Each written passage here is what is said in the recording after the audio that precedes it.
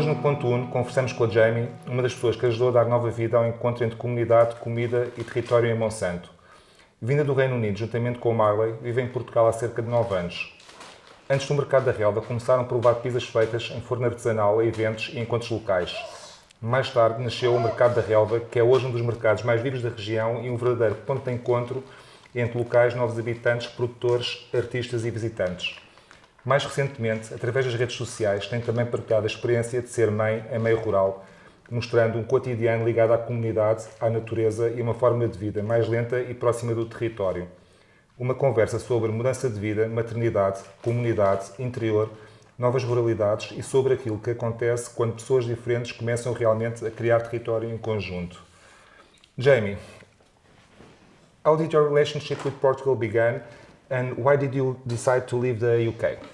So, the relationship with Portugal began kind of by chance because Marley's parents bought a piece of land here in Monsanto after visiting their friends and falling in love.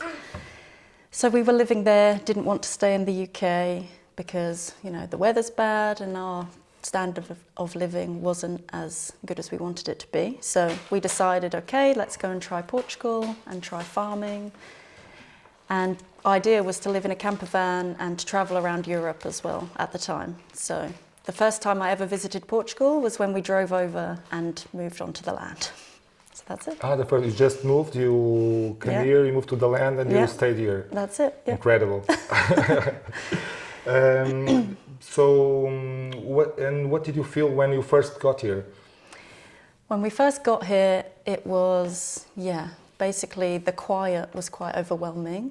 Like, we're used to living in a city, so it took a long time to really adjust to just hearing the birds and the bells and the occasional tractor.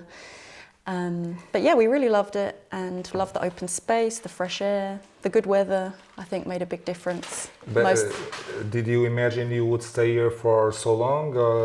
You thought you would just travel through Europe. You never imagined that you would just arrive and stay. Exactly. Yeah, the plan was to come in the camper van, which we had, and we would land on the land, maybe start taking care of it a little bit because it was very overgrown, do a few small things around in the garden, but then we wanted to use it as a base to travel around Europe. But our camper van broke and we didn't have the money to fix it, so we ended up staying, and then we're like, okay, we need to grow food, and then we started really investing into it. And 9 years later, we're still here. True. What was it like integrating into this small rural village, and were there any difficult moments in the beginning? Yeah, in the beginning it was difficult, probably mostly because of the language. So where we live in Monsanto, most people don't speak English. It's more of an elderly population, and the people are very sweet, but it's very hard to communicate with them in the beginning. So this was difficult. But they were very welcoming and they were happy that you tried to learn Portuguese. So this was okay. And the other challenge probably was mostly bureaucracy, like paperwork and things like that is very slow here.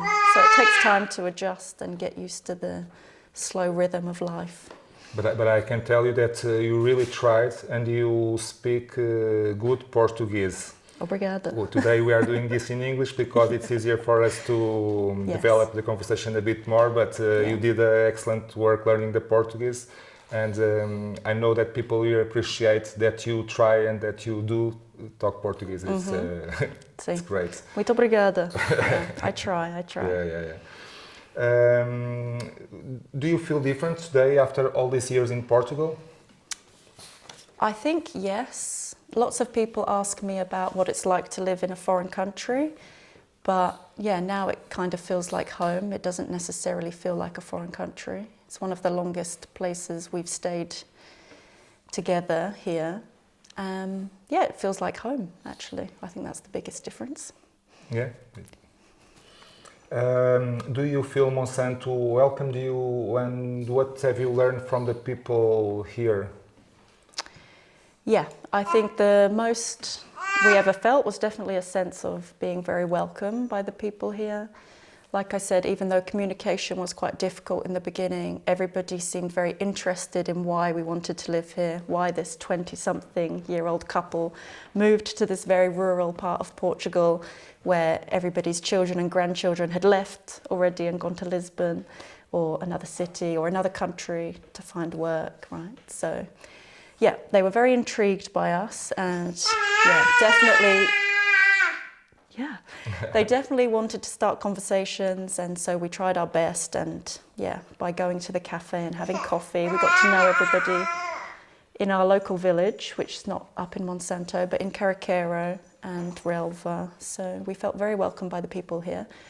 And I guess the most thing we learnt about them is to stay active, because they're all a lot older than us, but they're all in great shape and they're very active, healthy, happy people, which is amazing.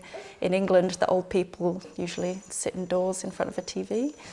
So we learned that, to stay active, enjoy the fresh air, and how to grow vegetables. They taught us how to, prune the olive trees, how to care for the land, how to prune the grapes and make wine and make olive oil, things like that. So they're very inspiring. Yeah.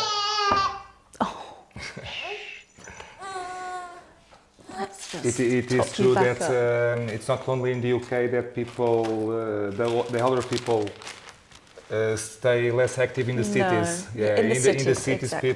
Elder people just don't go out so often, and here they have the vegetable gardens to take care of. Yeah, they have a job, right? Yes. Has to be done. Yes. What do you think makes a community truly work? Now you are part of this community, now for some years. Mm-hmm. What makes a community work in your idea?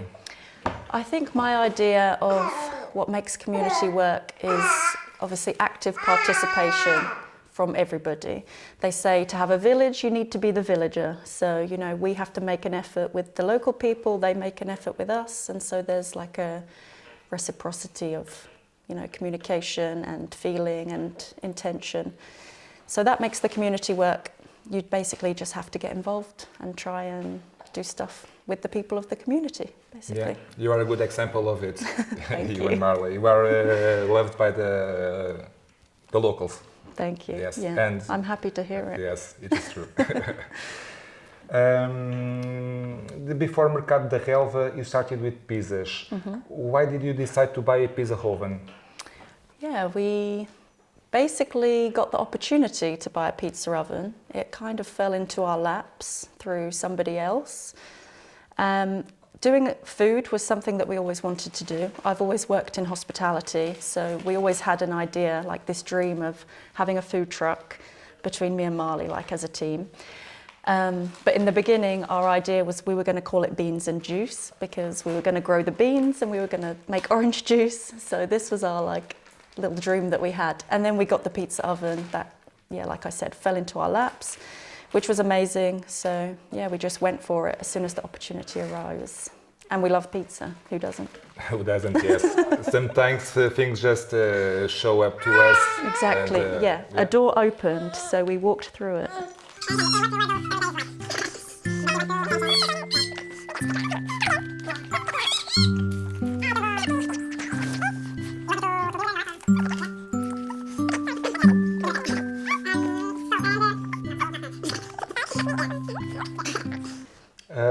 What were those early days like when you started with the pizza project? The pizza project in the beginning, it was a lot of experimenting, learning how to make the dough, learning how to use the oven.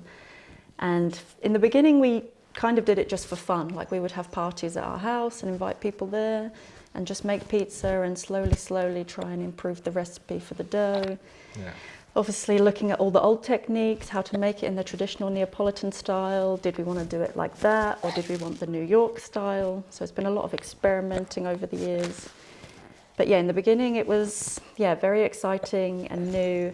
And I don't think we took it so seriously, honestly, as we do now. Like now it's really a profession, I think. Then it was more just for fun and to bring people together and eat pizza. How was the idea for Mercado da Relva born? How did it? Why did you thought about it?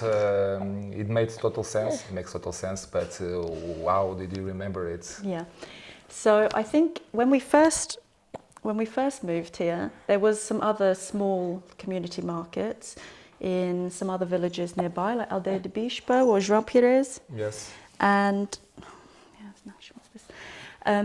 so those markets stopped for some reason or another, and so we decided that there would be a great idea to have something in Monsanto, because there is a growing community of people in Monsanto, people who make beautiful things that we want to share with people. So in the beginning it really started as an artisan exposition, but also a market. And yeah, just basically a need in the community of something like this in Monsanto, and Relva is the perfect location. The Relva Square, it's exactly. a really perfect place because It the is. tourism, it's a meeting point, Yeah. it has the cafe, the grocery, it's Exactly. Good parking. So yeah, with one of my friends from the village, she helped me organise it in the very beginning with the junta, and the idea came from there. yeah. But today it's one of the liveliest local markets in the region. What is it like seeing that happen? Because it brings lots of people here to Monsanto. Yeah, it brings many people. People travel from like more than an hour away to come to the market now, which is amazing. It is. Yeah, it's a great feeling. I'm very proud of what the market has achieved. Obviously I organise it, but it would be nothing without the stallholders and everyone who comes and joins in, and the visitors as well. So yeah, I'm just very proud of what it's become. What do you think the market brought to Monsanto? I think the market brought definitely more people to Monsanto, some who hadn't visited but live in the area. And yeah, definitely more community, and also like a connection between the locals and the estrangeros, the foreign community who live here as well, because it's becoming a big mix of that now. In the beginning it really was kind of like they called it the estrangero market, or the hippie market, whatever you want to call it. But now it's just become Mercado da Relva, like it really is just the Relva market. And so there's a good blend of Portuguese, Spanish and all other nationalities. It's not just the estrangero market anymore. It integrated everybody, because in the beginning it was only foreigners, Yes. as a way of saying. And I've seen, as we were saying, more Portuguese, including Spanish, and people from everywhere coming, and it's a really diverse market in the origins and where they come from. It's incredible. It's great, and this year they've actually added the market to the schedule of the yearly festas of feiras. It's on the feira schedule for Adanha Nova this year for the first time. So it's officially a market of Adanha Nova region. I had no idea. Congratulations. Thank you. Is great. Yeah. Being part of the program, and great. Really It's good. a great news. Yeah. Really happy with it. So cool. Do you think that small projects can genuinely transform the territory? The small projects that people have, the ideas they have when they... Yeah, I really think it can. Definitely, like small ideas then eventually become bigger and bigger as it goes on, right? And yeah, it's like an ignition. It just takes a little spark to create something that then gets the ball rolling, and more people get involved and they're interested in. So yeah, I think small projects are actually what makes a community, and the diversity makes it interesting in an area.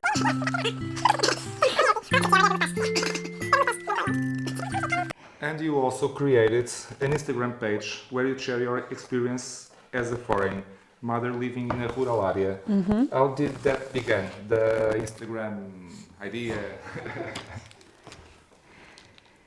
The Instagram idea began, I've been doing it for a while, and it was just focused on homesteading and farming and our life in Portugal, but I kind of like fell in and out of love with it over the years. I shared sometimes, I stopped sharing, but then when I had Dusty and we moved back to Portugal with her when she was a few weeks old, then I realised that even though there is a great community here, all of the mothers in the area also have their own farms to take care of. They have other children to take care of, so everyone's quite busy.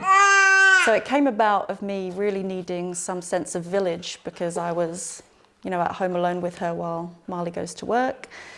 And so it became a place where I just really wanted to make connections, basically. And thankfully, it's doing really well in that. Yeah, and what do you think people relate more within your contents? I think that they like to see what it's like to live in nature and to grow food and basically I think for the people who live in the city who connect with me a lot on there, I think for them it's a big form of escapism. So they watch my stories about, you know, our daily life, how slow it is and calm, and I think it's just nice for them to have a little break from the hustle bustle life that they have. Has Instagram also created a kind of community around you? Yes, it definitely has created a kind of community around me. I connect with some great people on there, some really inspiring people as well, living perhaps similar lives to me, but maybe 5-10 years ahead of where we are right now. So I am always inspired by the people that I meet there, and some really good connections. Hey. This is a question I make to other guests. Is how do you imagine Monsanto in 5 years, 10 years? How do you imagine this area? Mm-hmm.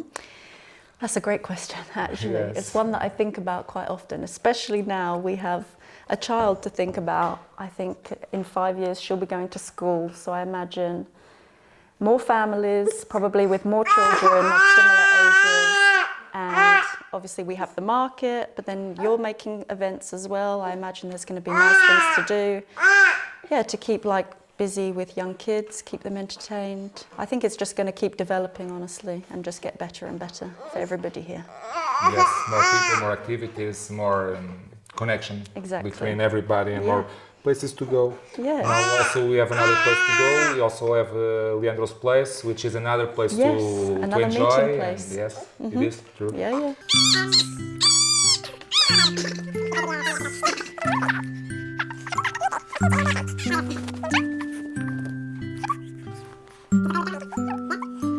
What is the PontoUno between all these people who choose to live here? I think that it is everybody living here have chosen a slower life, more connected to nature, more connected to our food and growing it, and living sustainably as possible. So I think, the unique point is probably that everybody here really cares about the earth and the future of it, and the future for our kids, the next generations. So that's why we chose this kind of slow and steady lifestyle. If you had to describe Monsanto to someone who had never been here, what would you say? I would describe Monsanto as a place where you feel like where you step back in time and you walk between the boulders. It's a very old... You're not going to let us talk? It's a very old place where I think you still feel very connected to the earth because of the raw nature that's around you. Like when you look up at the mountain, it's very beautiful and very traditional. And it's a very old traditional place in Portugal. It's the most Portuguese village in Portugal, right? Yes, very traditional and yes. What does home mean to you today? Home today, for me, I think is more of a feeling than anything else. It's a place where, I feel calm and you feel like a lot of love in a place that's home. I suppose having a child does that for you. And where you have people around you that are good people who you can rely on when you need to, and you have a good connection with, and you want to follow a similar path in life. I think that's the feeling of home for me. A place where you always want to come back. Exactly. Sure.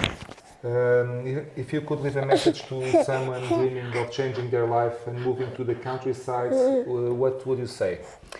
I would say to them that they should definitely take the risk and try it out, because I think that the way that they would grow as a person living a life like this with all of its trials and lots of ups and downs, it's a beautiful way of living, but it's a tough one. You need to be very resilient, and I think it would surprise you how resilient you can be, and to do something like this and to take a risk. I think most people would assume it's quite risky and scary to take a leap like that, but I think it's definitely worth it. Definitely. Yeah, it Things does. happen that you are not expecting that will happen. You cannot preview what comes next. Exactly.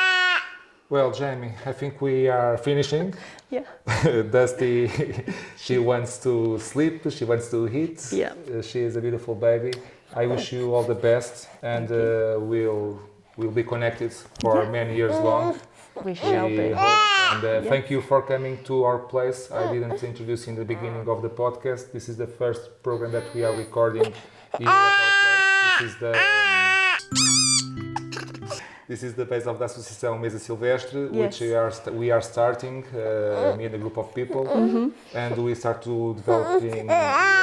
are starting to develop activities here, and let's see what the future brings for all of us. Yes. Thank you It's for amazing. coming, Jaymie. Thank you so Wow. much for having me. It's been a Yes. pleasure. Thank you. you. And you. Yay! Dusty!